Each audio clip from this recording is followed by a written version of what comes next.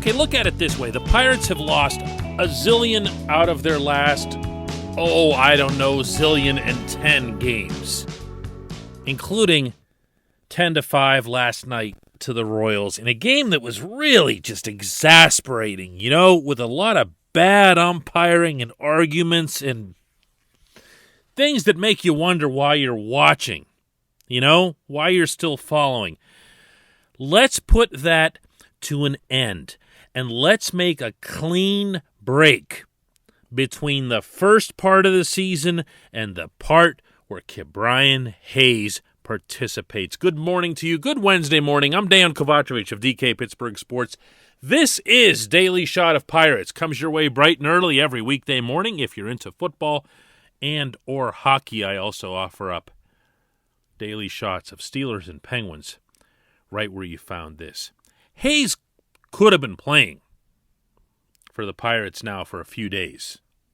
Ben Cherington put him on the 60-day IL a little too soon and for reasons far too frivolous, meaning he wanted to pick up this bad player or that bad player. And really, the priority should have been given to Hayes. But whatever, it's 1 week. He's already missed more than a third of the 2021 season.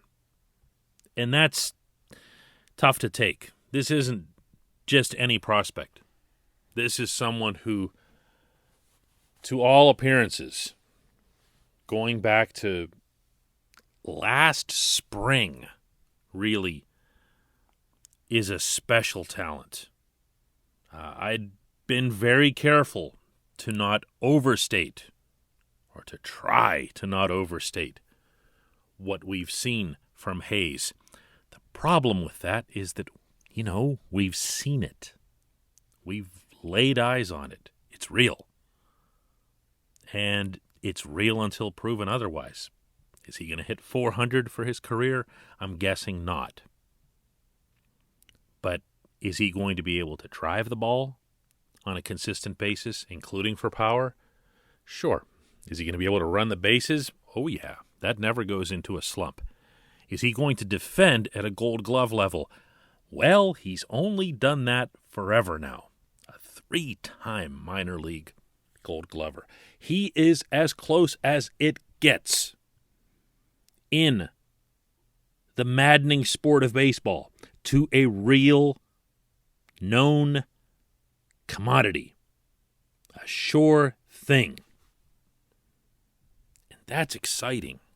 And that's something that can really add some flavor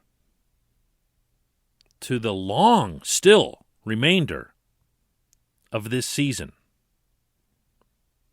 And I'd love to just arbitrarily declare, not for you, not for anybody else, just for me, I'd like to just put my own marking down and say, here, this is now the Pirates' record with Hayes, and everything else was the Pirates' record without Hayes. BHAH, however it is that you'd like to do the acronym. I was there at Wrigley Field for the season opener this year, and he hit that ball 450 feet. 2-run shot, first inning. And you're thinking, wow, really, kid? After all that hype? After the spring you had last year, and then you come up and you're Ted Williams for a full month, which was half of the 2020 season, of course, with the virus scheduling. And then you go and you do it again this spring, the entire time down in Bradenton, nonstop. And then you go up to Wrigley, and it's really, really cold, like even by Chicago in March standards. It was uncomfortable. And you do that on the first at bat off of Kyle Hendricks? What is the torment of the Pittsburgh baseball fan to have to find out after 2 whole games that there was a wrist injury, of all things, for a hitter. And that it was going to be something that was going to keep him out for a long time. I'm prepared to hit a reset button. The season itself, as a whole, as a body of work for the team, was never going to mean a blessed thing. And yes, that applied even when the team did kind of keep its head above water, or at least just below water at 12-13 through April, without Hayes. But then Colin Moran went out, Phillip Evans went out, and you were left with just no one in the lineup who could hit other than Adam Frazier, Brian Reynolds, a couple other guys occasionally. And that's tough on your pitching staff, and that's tough on your team psyche for everybody. You're putting even your other hitters into spots that they don't do well in. You know, I'm thinking in particular of, Brian Reynolds with guys on base. No, not the fiasco last night. But now, here we are, almost. Tomorrow night at PNC Park against the Marlins, Hayes is going to play. He's had his rehab. He hit the ball great, as always, with his week with AAA Indianapolis. He had accompanied the Pirates to Kansas City for this 2-game swing out there. Took infield, took a live hitting practice off of Trevor Cahill yesterday at Kauffman Stadium. Cahill himself working his way back from an injury. And tomorrow night he'll start playing. And I'm going to start a new tabulation. And I'm not even going to give him credit for that one win at Wrigley Field. We're just starting completely over again. I really, really feel like this is something that the Pirates need. I hope they do something like this internally without laying too much on the kid.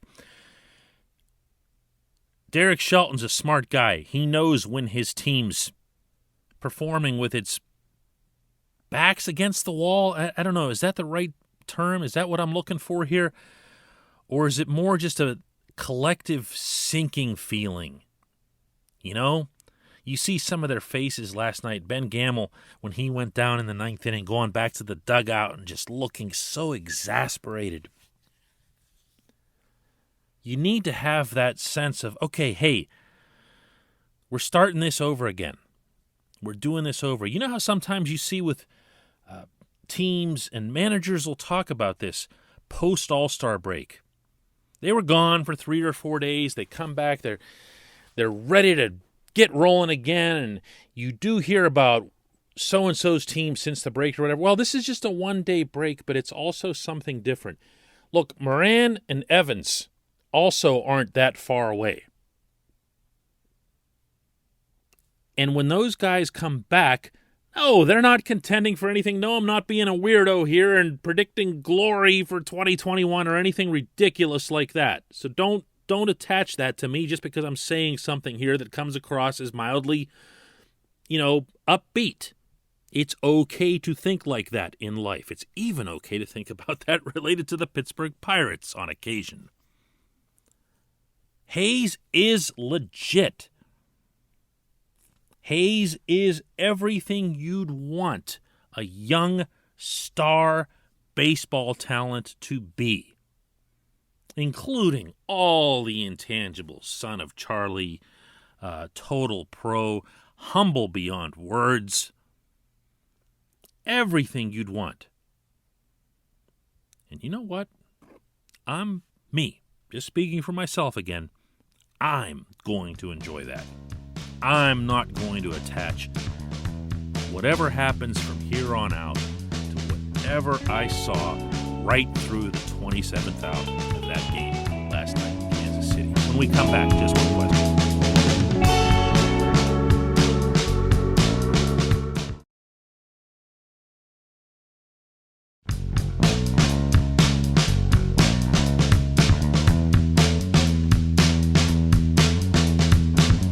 Welcome back. It's time for Just One Question, and that's brought to you always by our friends at the North Shore Tavern, directly across Federal Street from PNC Park, home of Steak on a Stone, home of the planet's only fully dedicated pirate sports bar, front to back, left to right, nothing but bucko stuff on the walls. You'll love the place. North Shore Tavern, right next to Mike's Beer Bar and across from PNC Park. Question comes from Bridge City, who says, just curious, I know it's your job to criticize this player and that player, but when things get back to normal and you're back in the clubhouse, how do players react when you meet them face to face? And do you try to talk to that pitcher who you said shouldn't be on the team, or that outfielder that you said should be in Indy? How do the players react? Your recent Todd Frazier incident comes to mind. Well, first of all, Bridge, Todd Frazier made a complete buffoon of himself on Twitter. I've actually never met the guy, and the funny part was, I wish in hindsight I'd actually been critical of him in spring training, because his numbers were inflated by a couple of home runs that he hit, but otherwise he was nowhere near as impactful as Phillip Evans had been, and Evans, of course, can play more positions. So all I'd written about Frazier was that Evans should make the team. And somehow he took that as an opportunity to go on Twitter and make fun of my name because it's foreign sounding. Born, raised, and proud of it in Pittsburgh, Pennsylvania, regardless of what a simpleton like Todd Frazier would have to say about that. So let's put Frazier off in some separate category. When it comes to criticizing this player or that player, as you put it, I will actually make a point of being visible/available to that individual the very next day. You're asking about baseball, so I'm answering in a baseball context. Baseball's an everyday game. And if I get really strong about something, and ideally in this job you don't ever get personal, it's always professional. But as you say, my job is to criticize, it's also to praise, it's also to point out things that are good, credit, blame, the whole deal, the whole package. When criticism comes up, not everybody understands it because they do see you. They see you. And as a result, it seems to them like you're kind of part of this. So what are you coming at me for? Because weren't you just really nice to me last week? So there can be a confusion to it. There can be a, hey, I thought we were cool. All I do in that situation, this is not original. This is something that I was taught and trained to do from my newspaper days, and it's something that I teach and train the newer, younger people that we have at DK Pittsburgh Sports on how to react to situations like this, is to just be there. Be there. Be visible. I don't walk up to the individual because that could look like, hey, did you see that terrible thing that I wrote about you? You got something to say about that? Well, I'm not going to do that either. Okay, that's provoking. But I'm there. And if the individual has something that they want to say, we'll make eye contact. If eye contact happens, I'll approach. And then, hopefully, we'll discuss it. We'll discuss it in a manner that, relays what it is that I do for a living and relays why I respect what that individual does for a living, but I have to do this thing that I do. If it gets uncomfortable or ugly, and oh my goodness, that does happen, if that's what you're asking, that's when the media relations person who is present, who will usually be aware of such a thing even beforehand, meaning of such a potential for something to go off, then the media relations person will either step in or say, hey, you guys want to come out here in the hallway, or I'll find you a room, we can talk about this a little bit. These things happen, and they happen all the time. When they get public the way Todd Frazier did in his, did I use the word simpleton already? All right, here it is again. When he does it in his simpleton way, And that actually is personal. But I'm sorry, that's what he did. He came after my heritage. We'll be in a room and we'll talk it all out. Hopefully. If not, then not. The players, for the most part, understand. They don't like it, but they understand. Believe it or not, it's the younger ones, the newer ones who really don't get it because they're not used to it. They've been told their whole life how awesome they are. And then they finally make it to the majors, and it's like, wow, this guy started off his career 1 for 19, and maybe he's not really any good, and they ought to send him back. And it's like, whoa, what?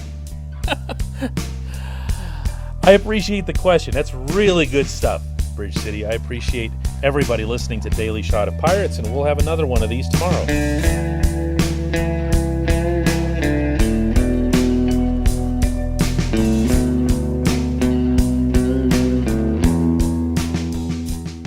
At Point Park University, in the heart of downtown Pittsburgh, they understand there's no substitute for real-world experience and career-building connections. Their innovative curriculum engages students with distinctive experiential learning opportunities. Point Park's pioneering co-op program empowers qualified students to work in full-time, paid positions with their corporate partners while earning college credits. Visit pointpark.edu/works to learn more. Career ready. That's the point. Point Park University. Your front door, your car, your gym locker, your gun. Safety is a habit. Learn more about how to keep guns safe and secure. Visit projectchildsafe.org.